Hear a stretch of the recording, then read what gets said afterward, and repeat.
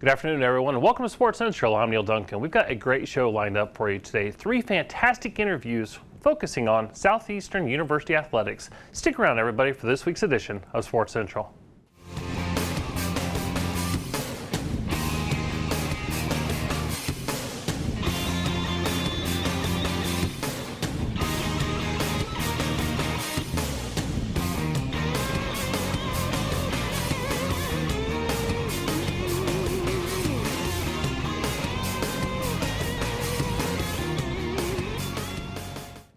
Hey everybody, welcome back to Sports Central. Neal Duncan alongside Gerald Richardson, and I can't believe, a week from Monday, it's November. I know. I don't know where the year's gone, man. You're much older than I am, so I guess when you're older like that, it goes by faster. Is that true? Because I have less hair, that makes me older than you? Well, I know whether it's true or not. Well, we got a great show today. Today we're going to focus on Southeastern University athletics, a great institution right there in Lakeland, and take a little bit of a deeper dive into athletics and maybe why people get involved in sport or running sport. But we got a great segment sponsor that is kind of part of that event production. Yeah, our friends over at MABE Production and Installation.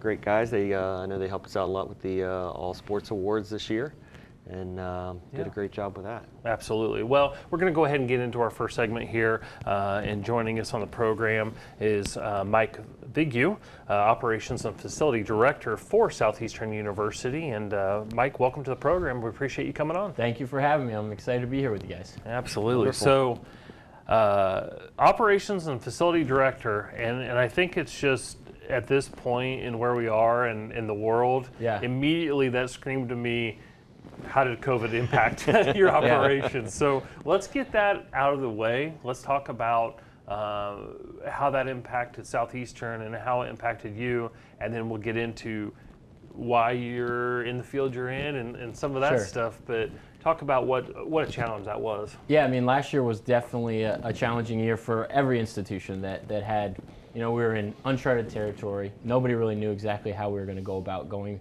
through systems and protocol. We have a great group of staff that work with us, from athletic trainers to our athletic director, Drew Watson, and really kind of developed all of our protocols throughout that. And so we tried to make sure that everything we did was kind of compliant with what kind of was mandated through governments and everything like that. It did change a lot of things. So for me personally, in the operations side, you're already doing a lot of things behind the scenes. Spent a lot of time fogging rooms, making sure everything was sanitized from benches. You wouldn't believe, obviously, well, you would believe this actually. With athletes, they're sweating a ton, and so because there's so much sweat, things like that, they're touching everything from water bottles to water stations, benches, locker rooms, towels. And so we obviously had to go through a lot of cleaning. Everybody was spending a lot of money purchasing all kinds of different equipment to make sure that you're just keeping things clean as possible. And so I think we did really well with it. We're excited that we're moving forward kind of out of that, which is good though. Yeah, I know it's nice for you and others to, I can't say completely put that phase behind us, because we're still implementing that a little bit, but to at least kind of not as much as we were from the beginning. So, with yourself, how did just speak a little about how you got started with Southeastern and what brought you to Southeastern and your role there with Southeastern today? Yeah, so I started. I went to school at Southeastern University. I got my undergraduate there in communication in 2006, and then I left for a good while, and I returned back in 2014. I was working in kind of recruiting and admissions at Southeastern University. I also worked at Florida Southern as well. So I've get to see both sides, and both institutions are awesome. And so then I transitioned in 2014 to a athletic marketing and promotions assistant. And then I kind of had more of an operations background. And so I really transitioned 2015 into the role that I'm currently in, which is assistant athletic director for operations. So. Okay. Well, I think a number of ththings, because obviously Polk County Sports Marketing, we're into running a lot of events, and so we certainly understand a number of the things that you're faced with. But I think it's interesting that you were a communications major, because at the core of any event or production is communication. Talk about how that training or that major has led to success for you when it comes to facilities and event ops. Yeah, I mean, and especially when you're working at a university and we have 18 different sports that we're offering, and so you're constantly having to communicate at different levels. So for me, obviously, I'm communicating with our athletic director, Drew Watson, communicating with our coaches. I communicate a lot with our visiting teams that are coming in, with officials, anybody that's really affiliated with the on-game, game day experience.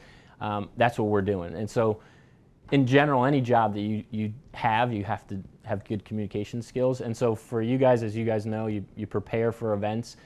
For me, most of my job is actually done beforehand. So we have homecoming weekend this Saturday, and everything hopefully is prepared and ready to go so that game day is a lot smoother than I'm actually a little surprised that we got you here if homecoming is this weekend.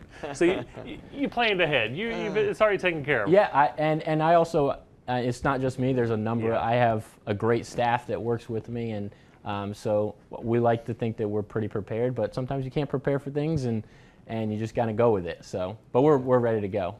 Wonderful. Speaking of homecoming and people coming back and so forth, what is it, from your perspective, what is it that attracts people to Southeastern and to Lakeland and Polk County in general that's allowed Southeastern to have the success that they've had? Yeah, so there's been so much growth at Southeastern. So I'm originally from Connecticut, and so I came to school in 2006, and really didn't know much about it. It was a small city, small university, and it's really exploded. If you ever get a chance to get on our campus, that's probably one of the biggest sells is you get on our campus, it's beautiful. I've had friends that went to Belmont and different schools, and they come on our campus and they think it's like a resort. So that's one of the things that really has made it for a recruiting purpose is you get to see, Florida's awesome. As far as like the institution in athletics goes, I really do think that we've challenged ourselves to just continue to grow and do very well in our sports. So winning is big for us. We had our first national championship, which was our Southeastern baseball team in 2018, which we were really excited about. And all of our teams really compete at really the highest level. So we're pretty proud of that. And I know I am too, so as an alumni. Yeah. Well, you talk about the experience, of course. We're in Florida. We're in Central Florida. Traction capital of the world, and as you know, either if you're competing to get that leisure traveler to Polk County or that sports tourism participant or spectator, it all goes into the experience. Because a baseball game can be a baseball game, or football, and it's about the venue and it's about the in-game experience. So they take that memory home with them. Talk a little bit about what Southeastern does to really vie for that spectator's time, because there's a lot of other offerings in the area. No, and there's a lot of great offerings. You have a lot of good local universities. You have high school sports is huge here. So we obviously we feel that from my standpoint, my job as a customer service job is to make it enjoyable for our coaches, our players, our fans, visiting teams. We do a lot. So if you've ever been to a football game, it's an awesome experience. I think for comparing to like a Division I level, I think we're close to as on par to our game day production. We got this Saturday we'll have fireworks after the game, which is awesome, and we have a big jumbotron. Our media services team does an incredible job. They have flames that shoot out of the scoreboard, and so really that is part of it. Like we hope that we have great on-field production from our teams, but also a production that makes it fun to be around and kind of experience. That's part of it too, and so I think that we do a good job with that as well. Gerald, have you seen the video board at the football games? Yeah. So I wanted to be. I wish I could have been in the meeting where someone said, "Hey, we want to have a jumbotron, and we want to shoot fire out of it. So it costs this, and then we're going to put fire on top of it."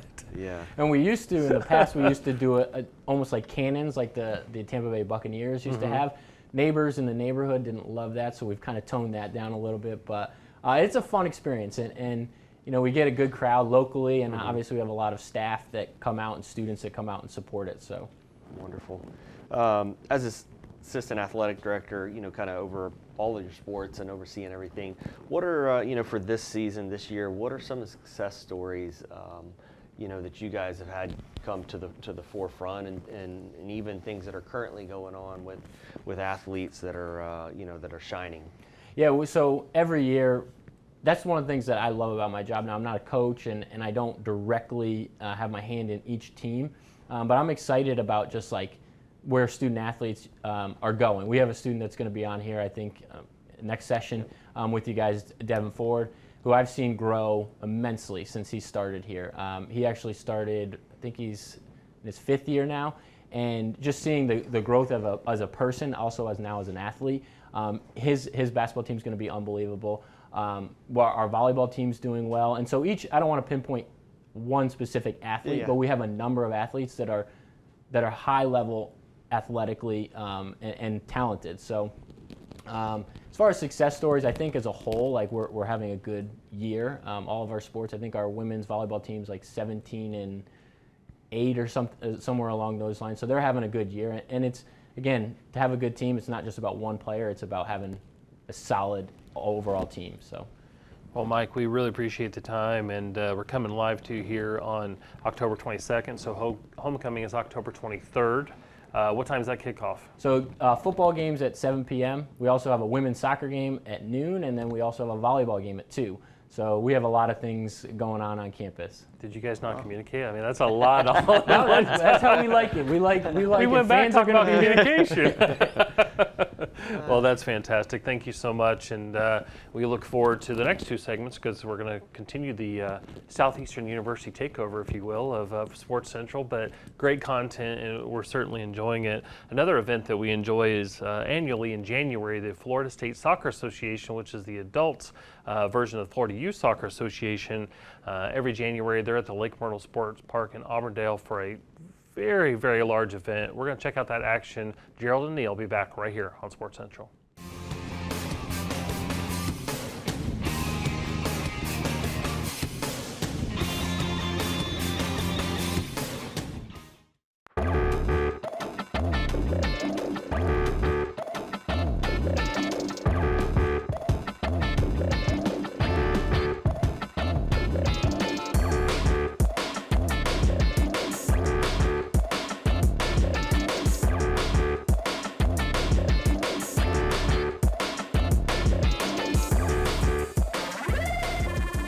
Well, the Florida State Soccer Association is affiliated with the United States Adult Soccer Association and U.S. Soccer Federation. So we actually are part of the FIFA organization, which governs soccer worldwide. We were established in 1965, so we've been around for a while, and we're pretty much, our mission is to promote soccer for adults, anybody over the age of 18.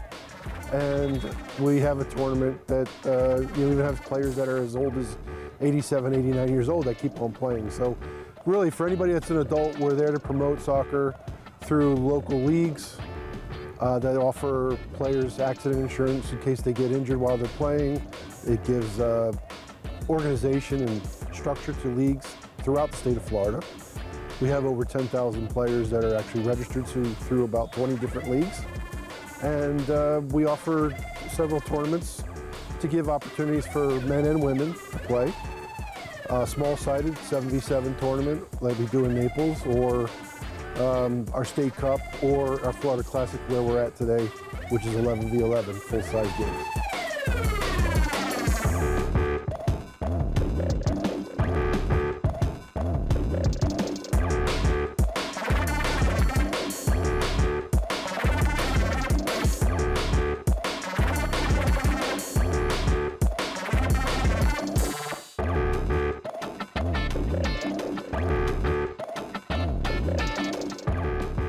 Many of the guys who live in South Florida, this is a great experience to come and play here in these fields. We don't have too many fields like that over there in South Florida, so we are extremely happy. The facilities are great. The building that they have for the main office and the way they take care of the players when they're injured is awesome.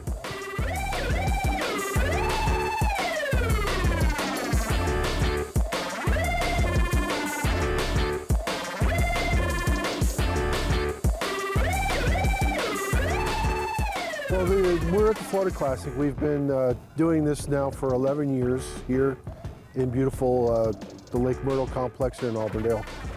Prior to that, it was a Disney tournament. It was called the Disney Classic, and they were doing that for many years, and they decided not to continue. So we took it over and grew it from the first year of about 45 teams to this year where we have 109 adult teams for men and women and co-ed. We have 10 different divisions. Some are open, some are age brackets like over 40, over 50, over 70. We have co-ed, we have women. So it's a great tournament. Goes on from Friday morning until Monday when we have our finals on Monday through Martin Luther King weekend always. So it's easy for everybody to remember. It's Martin Luther King weekend in Florida. Come and visit and come have a great time.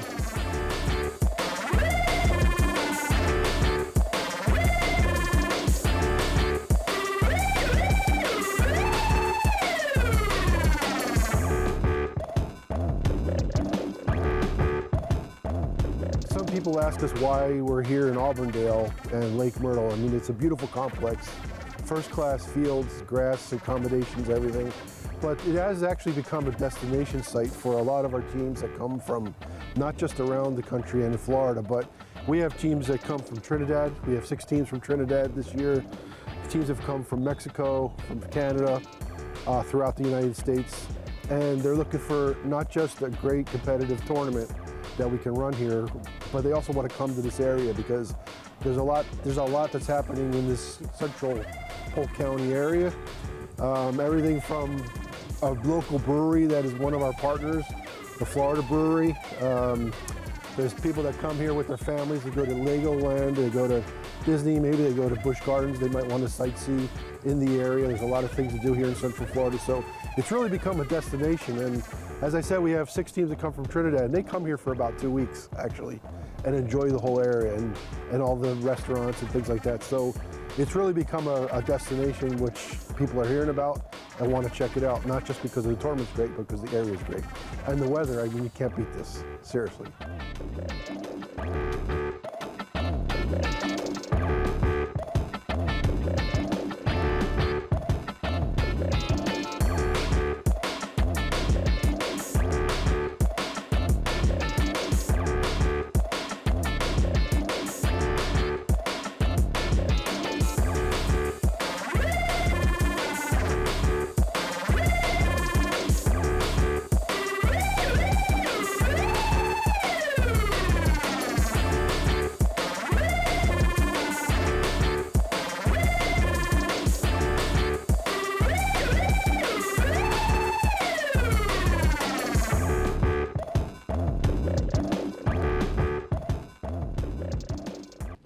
Hey everybody, welcome back to Sports Central. Neal Duncan alongside Gerald, Richardson, and some good footage there. Did you play soccer when you were younger? No, I have not played soccer a day of my life. Really? All right. Great conversation. I guess we just go straight to the sponsor. I can start though. I see there's opportunity there with the footage with the soccer league. Oh, you're throwing. Never too late. I think if I did, it would be goalie. I think I can handle that. It seems easy. Well, if we're on the same team, I'm going to be goalie because I ain't moving around that fast. Who's our segment sponsor? This segment brought to us by our friends over at the Hilton Garden Inn in Lakeland. Yeah, great partners of Polk County Tourism Sports Marketing. As we continue with great partners, of course, we're talking about Southeastern University all show long. And they've been great partners of not only tourism sports marketing, but really the community. And it's right around the corner. We were talking about it. It's almost November. That obviously means the start of the high school basketball season, the college basketball season. And with that, we're going to welcome head coach Kevin Lubbers, Southeastern University men's basketball coach. And coach, welcome to Sports Central. Yeah, thanks for having me on. I appreciate it. 3rd season. Yeah, it's that time of year again. I think, because I was asking before we came on, I was trying to remember what year this was going to be in 3, but it really seems like 1 because the last, I think for everybody, the last 18, 19 months are just very compressed. Yeah.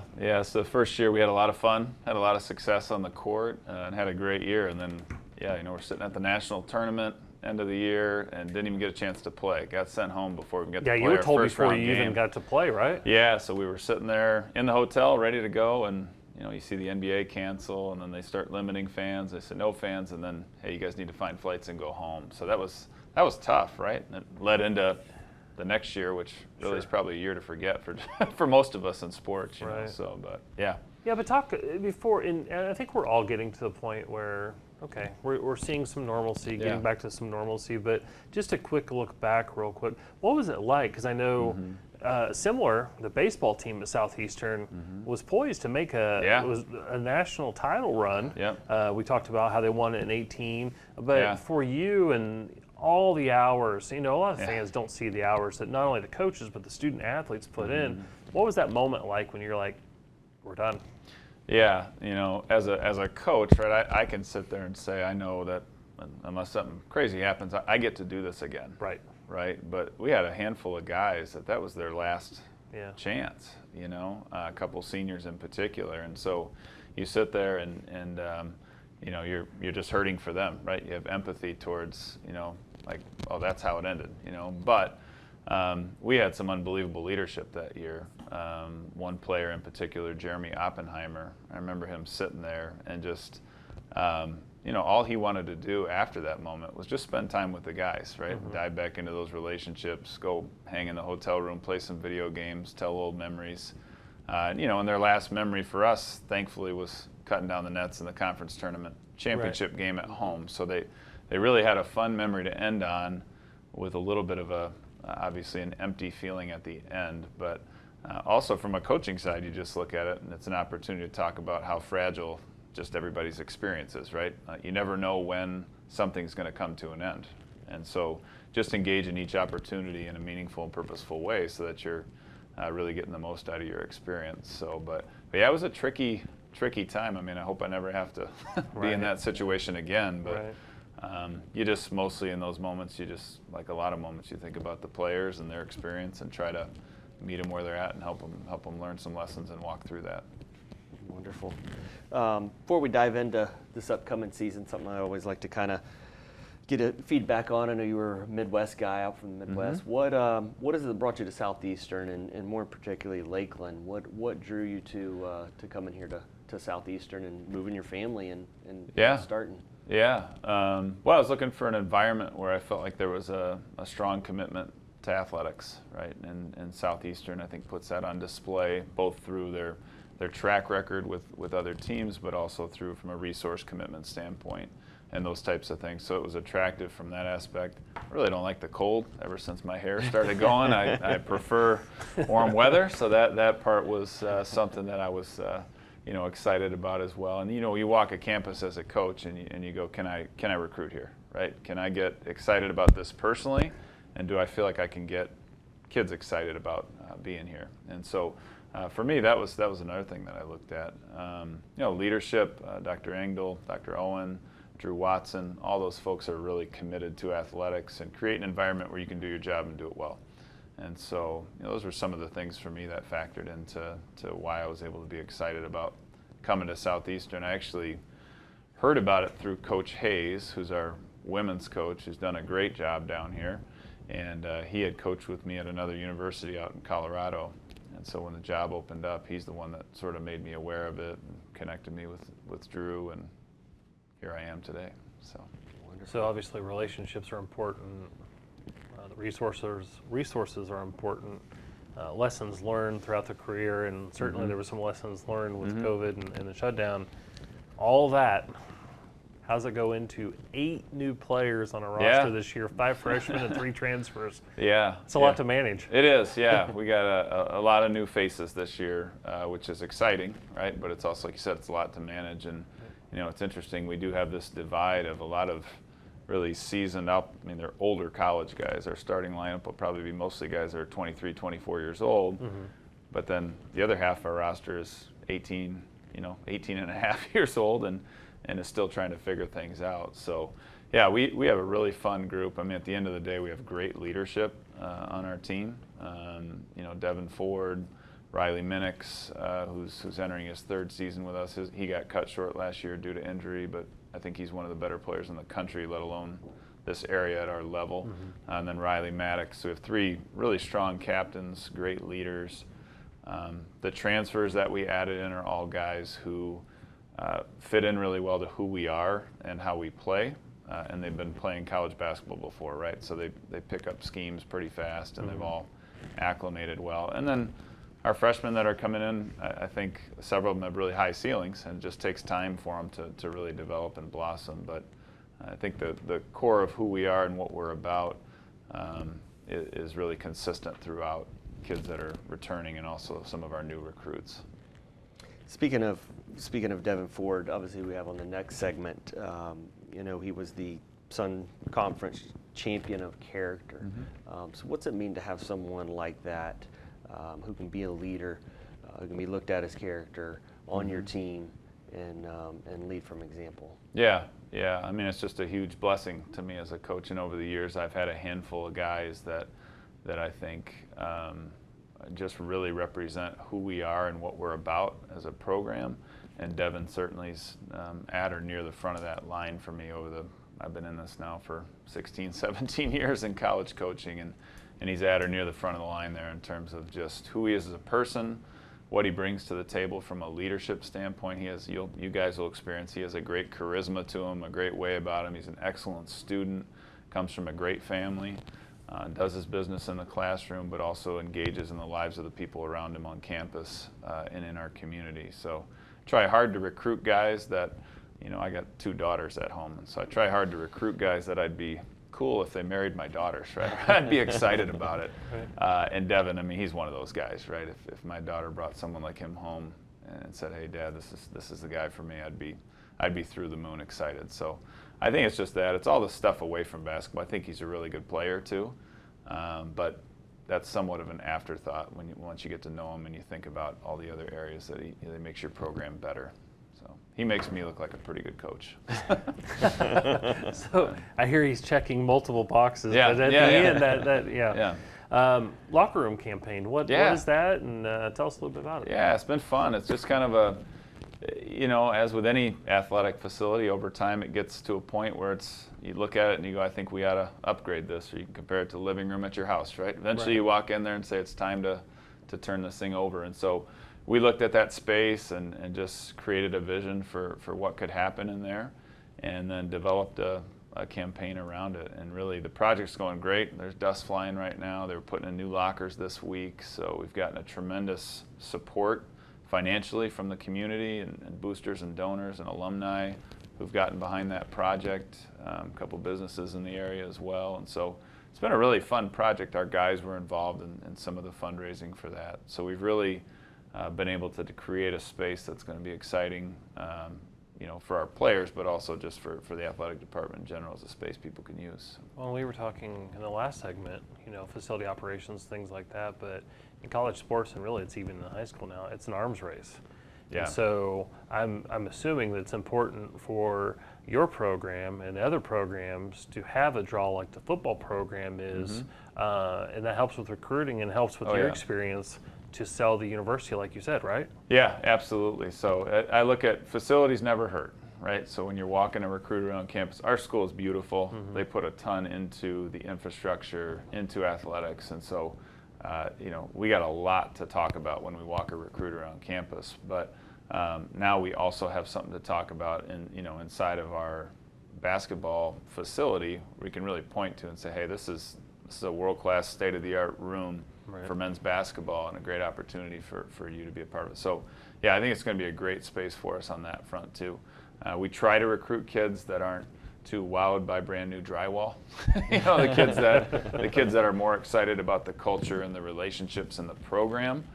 And then that's why I say, it doesn't hurt to also have state-of-the-art facilities, and certainly if you look at the top teams in the country in men's basketball, that's a piece of the puzzle there at most of those places. So we want to make sure that we're a premier program in the country, and that's an ingredient that needs to be there. So we found some creative ways to get it done. Well, we're running short on time. I know Gerald likes to ask this, or if not, I do. But any predictions for the season? We love to ask coaches this because then they dance around it. Yeah, they dance all around it, right? I'm going to go with a very simple answer. We got 28 games, and my expectation is we're going to win 28 games. Right? I'm not going to dance around it. So I think if I thought anything else, we should just stay home and not go play. So I believe in our group. I think we got a high ceiling. Got a chance to win them all, but whether we come out and execute or not, we're going to find out. But I got a lot of confidence in our group. And like I said, if I didn't think we were going to win, we shouldn't go play. I see the season opener is November 5th. So Gerald, we need to check November 6th to see how it went. And see how we're doing. Check them each off, all right? off, right? So keep the string alive. Coach, thanks so much. We really appreciate the time and good luck this appreciate it. season. Thanks for having me on. Hopefully Thanks we a can have lot. you on again soon. Yeah, appreciate it. All right. Well, Gerald said earlier that he has never played soccer. Have you ever done a Spartan race? Any kind of obstacle run or anything like that? In my backyard, if that counts. Well, okay. Well, watch this action. We'll be back here on Sports Central, and we'll see if Gerald wants to do a Spartan race. Check out this action.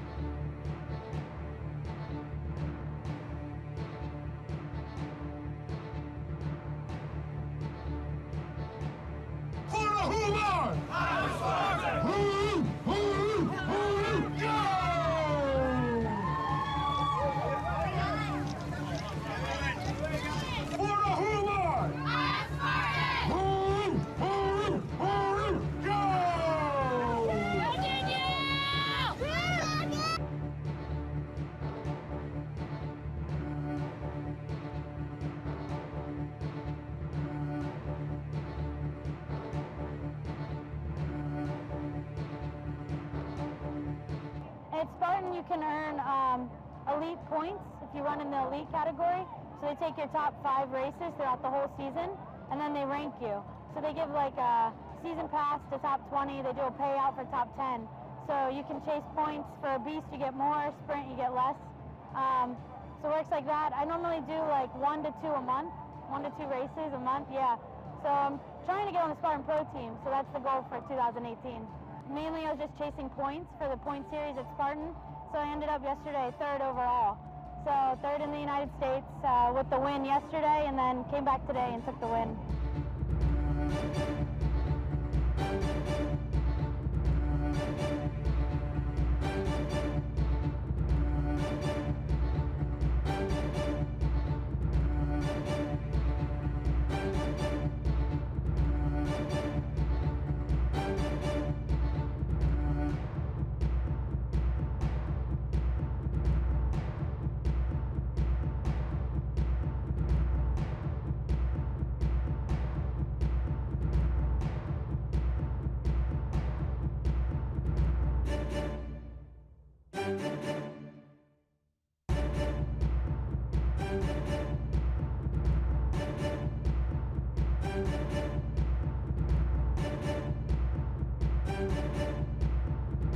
Obstacles were perfect. They were spread out really nice. Normally a beast there's so much running and not that many obstacles, but Garfield did a great job with the course layout.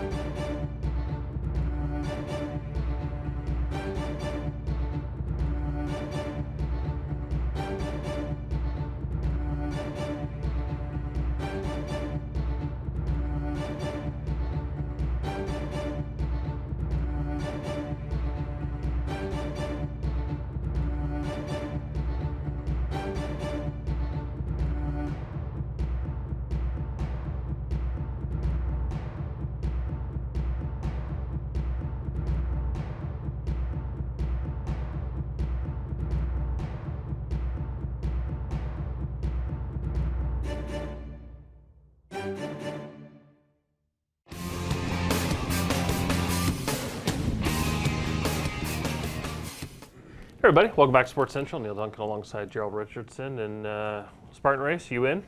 Yeah, I think it'd be pretty fun. Do you see that technique? Yeah, coming down the netting or whatever? That was interesting. You totally got that.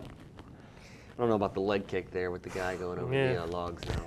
Hey, we got a great partner of our third segment here. Yeah, our friends over at Hall Communication. Flip them up. They got four stations there to choose from, and they're a big supporter of us.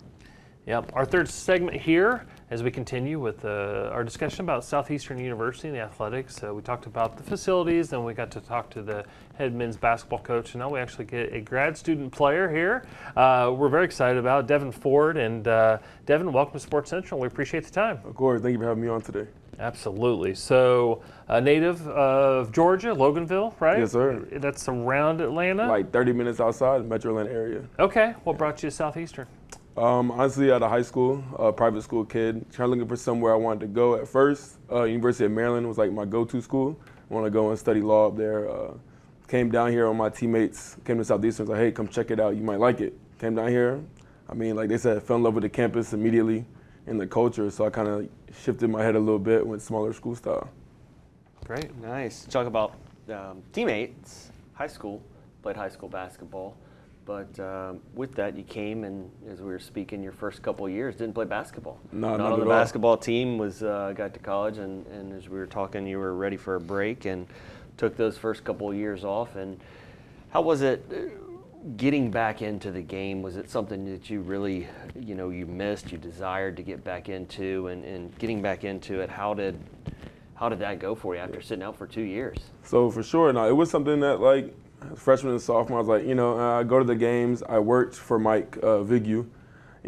Watching the games, starting to miss it a little bit. Mm-hmm. Like, I can be out there. I can play. Like, I can hold my own with these guys for sure.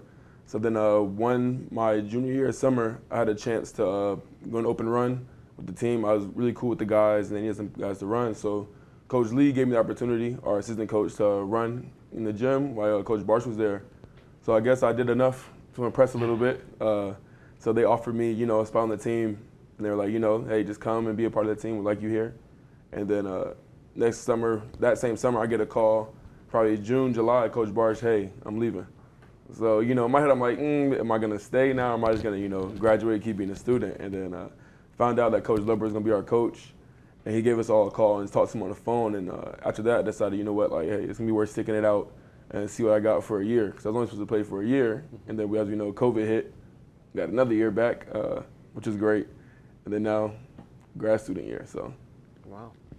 That's fantastic. So you've enjoyed your 10 years at Southeastern.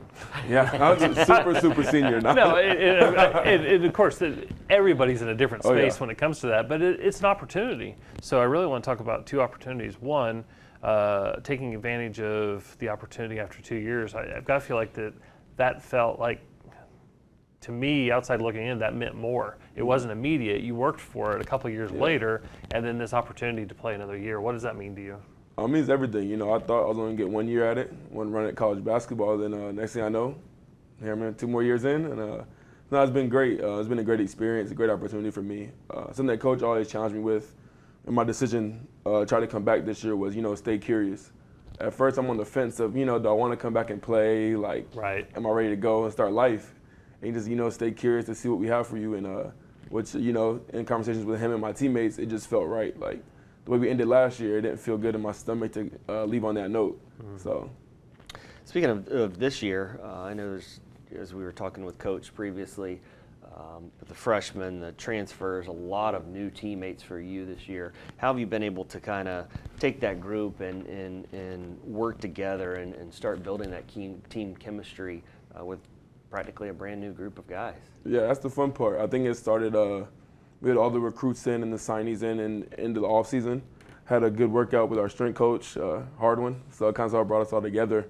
And then this summer we had a camp for kids. So, we all came into town for that and helped out with the kids. So it gave us time to, grow together and learn each other, build relationships with each other and that opportunity. And so we had that. And everybody got back to school, went to our friend's lake beach house, got on boats, jet skis, all that, having fun. So I think the challenge part for us is going to be, how's it going to translate on the court. So for us, it was playing the open gyms, just going out with each other, hanging out, kind of build that chemistry off the court, hoping it's going to translate to on the court. And so far, through our practices and stuff, it's been really well. It's been really good. We all like playing with each other, which I think is really important.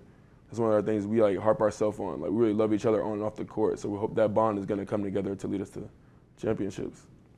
If you were to, I mean, you're doing a great job talking to us. We really appreciate the time. But if you were sitting here talking to a high school senior, what would the advice be to them? And I got to think it's probably similar to those incoming freshmen.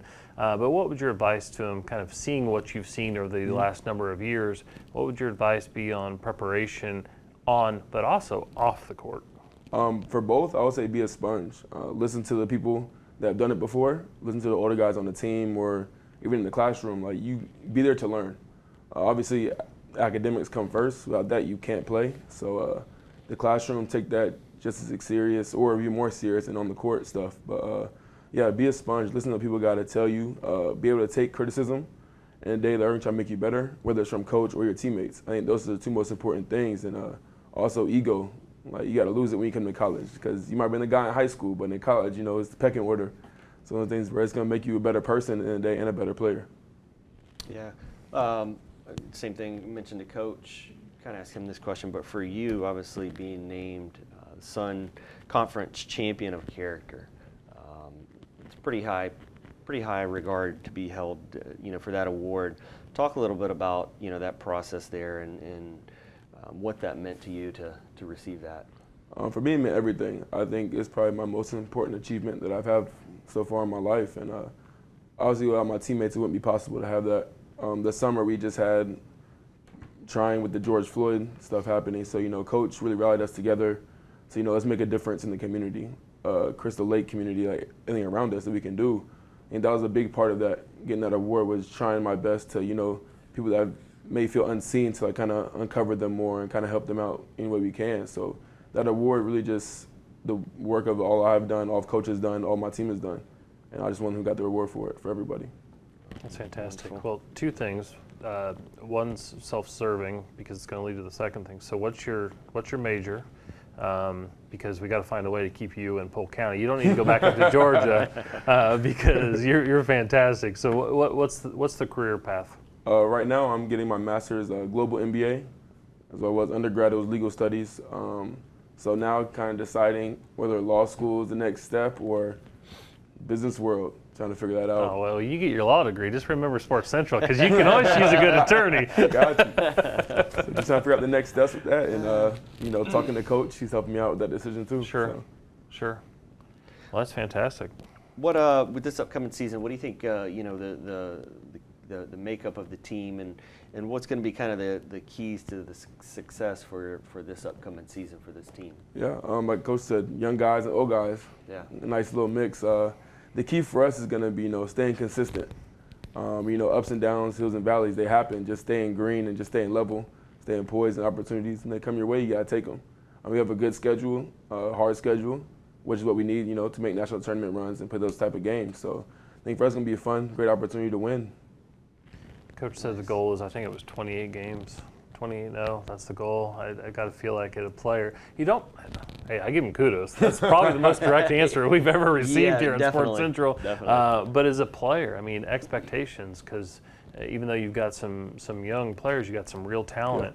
Yeah. So embrace those expectations, or try to put block out the noise and just move forward. Which do you prefer? Embrace them. I think, we got one game at a time mentality, but then they want to play for March 23rd. That's the national championship date. So I think that's our goal, 28-0. However many games it takes to get there, start going undefeated. Yeah, can't win the 28th one in a row if you don't win the first one, right? Exactly. What's that come up November 5th? November 5th. What's your favorite memory, either as a student or as an athlete at Southeastern? And we talked about before why you come to Southeastern, but now that you've been at Southeastern, what would you tell someone else?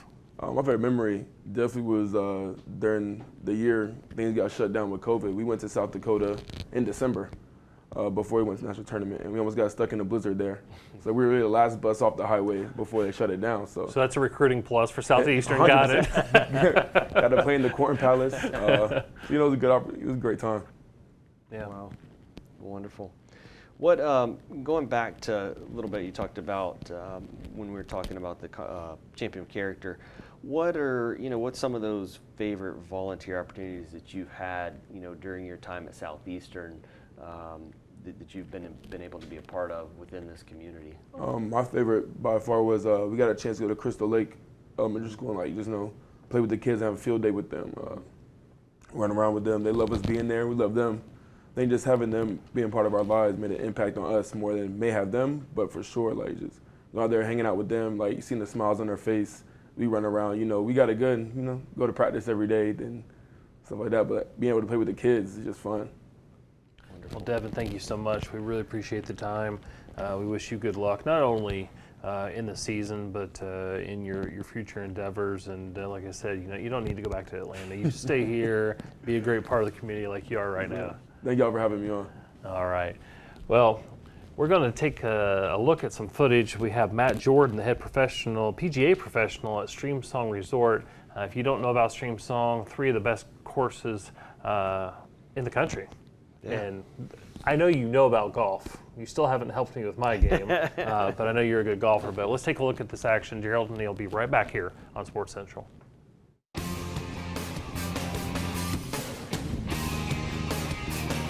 Welcome to Streamsong Resort. My name is Matt Jordan. I'm one of 2 PGA head golf professionals.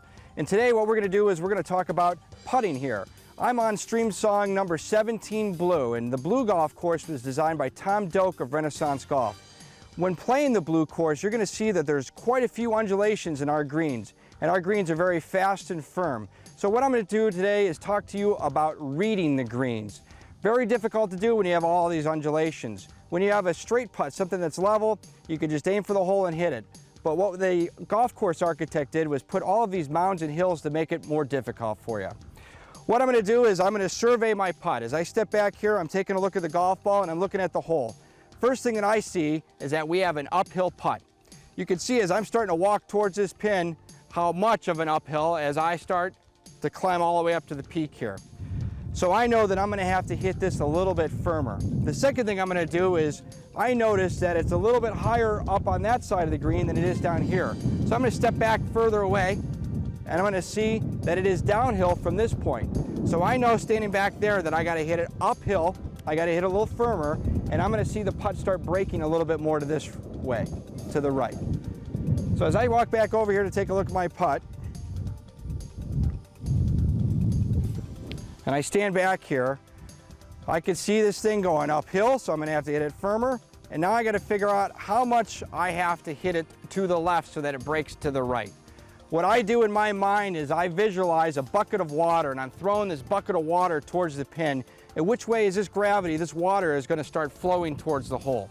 When I do that, I can kind of visualize and see that this is probably going to break about 5 feet. So as I set up to hit this putt, I'm going to aim 5 feet to the left, and I'm going to start taking a couple of practice strokes to kind of gauge how firm I need to make my swing. So I get up, kind of visualize this putt going in, breaking left to right. I have a couple of putting strokes here. I set up, aim at that spot, and hope for the best.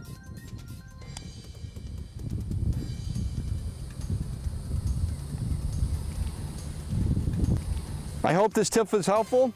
My name is Matt Jordan. I'm the head golf professional at Streamsong Resort. We'll see you soon.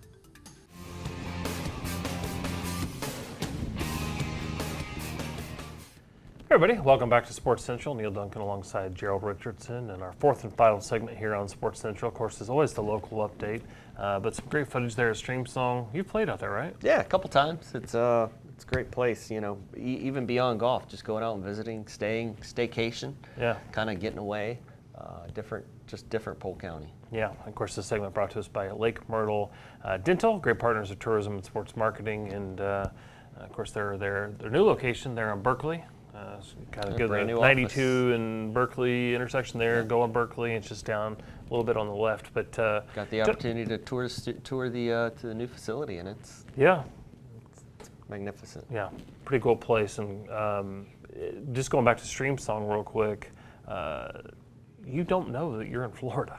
You do not. If you were dropped there out of a helicopter or blindfolded, you would not pick Florida. It would be It would be down on the list of. Where would you think you were as a? I mean, because you're a PGA guy and you're a professional and did all that stuff. What would you think? Yeah, it's more. It's kind of a cross and mix. You know, there's the facilities that are out in Wisconsin with Whistling Straits and those venues, but also the overseas. There's a lot of that. Right. That topical stuff that you look at it and it's just looks kind of the British courses. We've talked about it a few times, but as you look at, of course, again, yes, we're tired of saying it as well, but as we come out of the pandemic and some of those things, but one of the reasons Polk County was so ready for a situation like that is its diverse offerings. 554 lakes, outdoor spaces, Circle B, bar resort, things like that. But golf has seen a huge uptick in participation, and someone who was in the industry for as long as you were saw it going the other way. What do you think about Polk County, the number of courses we have, and how that feeds into all those folks coming in and spending their money here and that economic impact just to play our courses? Yeah, no, it was, as you mentioned, golf before the pandemic, it was, it was a kind of a decline and with play and participation, and COVID hit, and man, it straight up, not just Polk County, across the U.S., and the offerings that we have in Polk County with the types of clubs from private to semi-private to public, right. All the different facilities, out to 27 to Lakeland, Bartow, Winter Haven. You can't go 5 miles down the road without finding a nice venue to get out and enjoy the outdoors and enjoy the game of golf. But it's been great. With COVID, hate to say anything great came out of COVID, but for there golf, were some for golf, it was definitely almost a saver. Well, not only that, but you look at the water ski industry, and Another one. as there's delays in production all across the board and on many things, good luck getting a boat right now, which is perfect for Polk County, 554 lakes. And of course, next year we're going to celebrate the centennial celebration, full year campaign of the sport of water skiing. But even if you look at the Elite Cable Park, these facilities that there's been investments into that are bringing events into Polk County, but the quality of life piece is huge. Yeah. So at Elite Cable Park, you don't actually have to own a boat. Yeah. So if you don't have a boat, it's hard to get on the water. So Elite Cable Park, they'll actually, I think they said something, we met with them the other day, like 80% of their business is first-time wakeboarders or skiers. Yeah. Yep, and staying in that same location, talk about trying to get a boat right now, how hard it is. Same thing with RV. In that same area, Margaritaville right there, Cabana, Margarita, Camp Margaritaville. Yeah, Cabana, which was announced as turning into a Margaritaville. That's a whole nother thing that is blowing up. With the RVing across the country from COVID, along with boating and golfing and fishing. It's just the outdoor sports is just really blowing up. Due to COVID. And a lot of infrastructure, a lot of planning was done by a lot of people, including the Board of County Commissioners, through the Tourism Development Council, and a lot of municipal partners. It all was done, and then when a situation like COVID came about, we're there to be successful. Those things don't just happen. There's a lot of work that goes in. Recruiting events to Polk County, they don't just show up. There's a lot of things coming in, but we've got a few events here as we're running short on time, but SSC versus GSC. This is going to be a volleyball event, South Region Sunshine Conference. That's going to be at the Advent Health Fieldhouse. That's October 22nd and 23rd. Looking forward to that event. Yeah. Also, upcoming weekend, Florida Elite has a big cheer competition there at the RP Funding Center, and great to get out and see those groups there. Tons of cheerleading participants. Yeah, Lake Myrtle Sports Park in Auburndale, the Youth Fall Nationals, that's a perfect game. Lake Region Fall Classic, of course, that's always hosted over there at Lake Region High School. Looking forward to that. FYSA, I know you work with them quite a lot, and they have their ODP. What is ODP, real quick? It's their Olympic developmental program. Okay. Helps the juniors kind of move best to the best. Yep, best of the best, move up towards the ranks for that Olympic opportunity. Fantastic. USFA, that is the United States Fast Pitch Association, on the 23rd and 24th. They will be at the Bartow 555 softball complex, as well as Westside and Lakeland. Again, these events just generating that economic impact, new dollars coming into the community, circulating, creating jobs, and bringing wealth to Polk County. Yeah. So it's good stuff. Yep. Softball, end of the month, the ASA softball out at the Diamondplex. Big event out there, October 30th, 31st, and kind of wrap up the month in regards to events. Back to cheerleading, another Florida Elite event back at RP funding, around 800 to 900 participants just for cheerleading. Absolutely, and you look at the investment, the partnership between Polk County through Tourism and Sports Marketing and the City of Winter Haven for the Advent Health Fieldhouse, just slam-packed with events, recruited events and hosted events, more than 40 already on the books for 2022. But part of that, a lot of volleyball that we weren't necessarily able to host in the past, and gymnastics as well, giving an additional venue in addition to, I think, Polk State, RP Funding Center. But Spirit Gymnastics will be November 5th through the 7th at Advent Health Fieldhouse in Winter Haven. A few others to wrap up. Diamond Sports Florida Half Century event November 6th and 7th out at the Auburndale, Lois Harp, and Walker Road. That's a big event. It's a 60s and above tournament. Yeah. Yep. Just almost there. You? Oh, okay, sorry. Is that Me. called projecting? Yeah, no. I think I'm closer than you are. A couple years, not too many. Not too many, but Not we're too many. getting there. Another USFA event, November 6th and 7th. That's at Bartow. GSA, November 6th and 7th. That is at Diamondplex, and also at the Lake Myrtle Sports Park in Auburndale. And then FYSA's Premier League. Yep, the Florida State Premier League in November. The FYSA does they do a ton for youth soccer across the state, and with all of the events, the majority of the events out at the great Lake Myrtle Sports Complex. Yeah, we've got some sponsors we want to thank, and then talk about our other Sports Central program. Yeah, Hampton Inn and Suites, Office Furniture Depot, our friends over at Staybridge Suites. Also have BSN Sports and Holiday Inn Winter Haven. Yeah, earlier one of our partners' sponsor segments was Hall Communications. Of course, you can tune in to Talk 96.7 FM for Sports Central. That's every Thursday from 5 to 6 p.m. Buckley and Mark and Jenna, they do a tremendous job. And then on Tuesdays, typically it's me. I don't know that I do as good a job as they do, but I join Mayhem in the AM from 7 to 8 a.m. on Tuesday mornings. So you definitely want to tune into that, find out everything that's going on around Polk County. You can also go to visitcentralflorida.org or centralfloridasports.com, or give us a call at 863-551-4750. I'm not sure why I looked down. I've known that number for years, but apparently I got confused. But 863-551-4750. The next edition of Sports Central coming to you live will be on November 5th. Thank you. Yeah, no problem. Right after the 4th and before the 6th. You know, the 6th is my son's birthday. Oh yeah? The 7th Logan? is my granddaughter's birthday. Oh, nice. Maybe I was looking forward to all that. Anyways, don't forget to check out Talk 1430 or Talk 96.7. We do appreciate your time. We appreciate you tuning in. And again, go to visitcentralflorida.org for a full listing of all these exciting events going on. For Gerald Richardson, I'm Neal Duncan. Thank you so much for tuning in. We'll see you again next time.